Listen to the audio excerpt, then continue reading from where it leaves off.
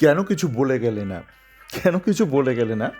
আমাদের আইএসএল নিয়ে আলোচনা করব। আমাদের খুব প্রিয় এক সাংবাদিককে নিয়ে আলোচনা করব। এফএসডিএল এর খুব মনের মানুষ লালটু বাবু। আজকে সারাদিন একটু ব্যস্ত ছিলাম। তো একটু টুইটের ওপর নজর রাখছিলাম কে কী টুইট করছে। তো সকালবেলা দেখছিলাম ওই নাগপাশ আশিস লিখেছে আজকে 10 মিনিটের খেল হয়েছে ওই সুপ্রিম কোর্টে। তারপর ব্যাপারটা এখন কেন্দ্রীয় সরকারের কাছে চলে গেছে। তো সন্ধ্যেবেলা দেখলাম লালটু বাবু একটু লাইভ টাইভ করেছে। তো একটু আজকে একটু সারাদিন একটু ব্যস্ত ছিলাম।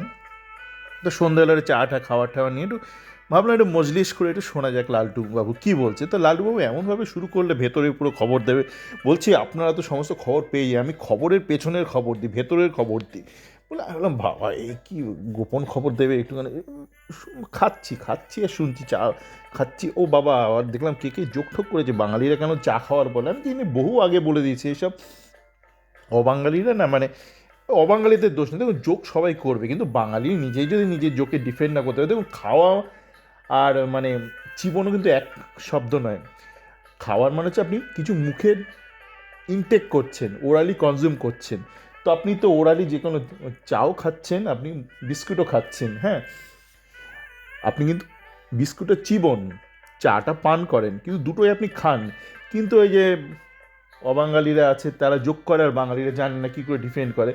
বাঙালি লোক খাতে হয় চা খাতে হয়, আমরা চা পিতে হয়। ভাই তুমি কি মানে চাটা আমি যদি বলি আমি চাটা খাচ্ছি, আমি কি অন্য কি হতে পারে? আমি তো পেছন দিয়ে ঢোকাচ্ছি না, না।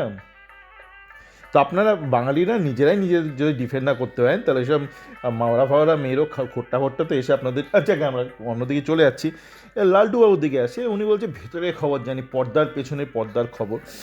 পর্দার পেছনে পর্দার খবর ব্যাপারটা ঠিক কী দাঁড়াচ্ছে? তা বলছে কেন্দ্রীয় সরকার কেন হস্তক্ষেপ করলে জানেন? কেন কেন হস্তক্ষেপ করলো বলছে, না খুব মানে বেইজ্জতি হচ্ছে, বাংলাদেশের কাছে হারছে ভারত। তাতে করে হয়তো বেইজ্জতি হচ্ছে, মানে ভারত এখন বাংলাদেশের সাথে এখন একটা নিজেকে বড় বড় ভাবে বলছে, সেই জন্য মানে কেন্দ্র সরকার খুব বেইজ্জত হচ্ছে, ভারত হেরে যাচ্ছে বাংলাদেশের কাছে। শেখ হাসিনা তো আমাদের এখানেই আছে, দেখে মানে না মানে শেখ হাসিনা থাকুক, মানে ভারত হেরে যাচ্ছে খুব।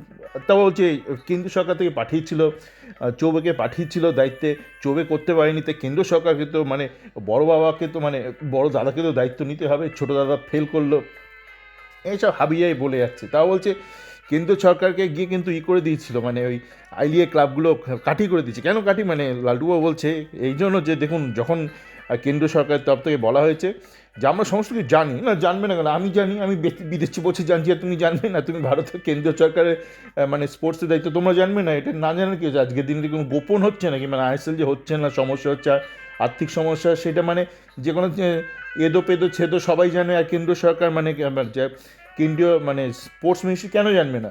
তো যে কোনো মানুষই জানে। এমনভাবে ভানটান করলো লালটু। ভানটান করতে গিয়ে আবার লালটুবাবু বললো, প্রথমে বললো উনি নাকি দুবাই যাচ্ছেন, তাও পরে বললো দুবাই যাচ্ছেন, আবার বললো দুবাই আছে।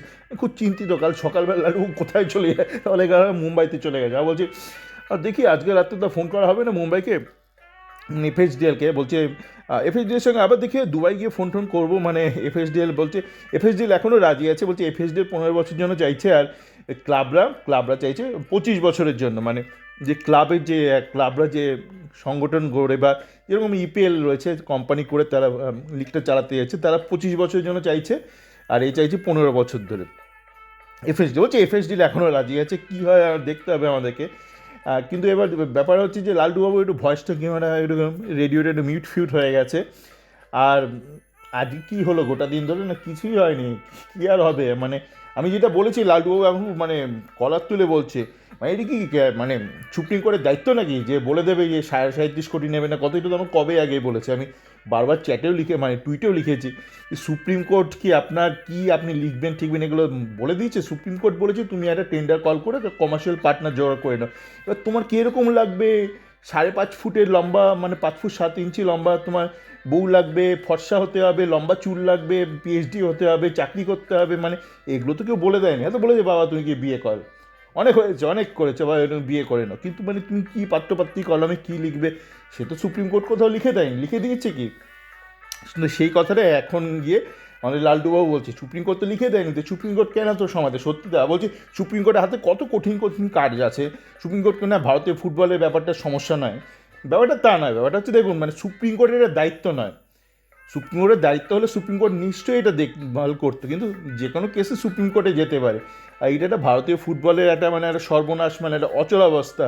প্রচুর লোকের মানে 100 দিনের কাজের মধ্যে প্রচুর লোকের কাজ আটকে আছে বা আটকে যাবে এই অচলাবস্থা চলতে থাকবে। তো এইটা অবশ্যই একটা গুরুত্বপূর্ণ ব্যাপার, কিন্তু এটা সুপ্রিম কোর্টের দায়িত্বের মধ্যে পড়ছে না এই ব্যাপারটা সমাধান করা।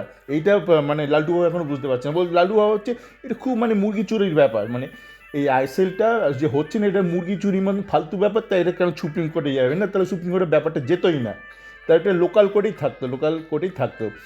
ব্যাপারটা ইম্পর্টেন্ট, কিন্তু ব্যাপারটা সুপ্রিম কোর্টের এখতিয়ারের মধ্যে পড়ে না। মানে কল্যাণবাবু কোত্থেকে স্পন্সর জোগাড় করবে, কীভাবে আর্থিক সংস্থান করবে বা কীভাবে চালাবে, এইটা সুপ্রিম কোর্টের দায়িত্বের মধ্যে পড়ে না। সুপ্রিম কোর্ট কোথাও বলে দেয়নি তুমি এই কন্ডিশনে টাকা চাইবে বা মার্কেট থেকে তুমি টাকা তোলার একটা দাবি জানাবে, কোথাও বলে দেয়নি।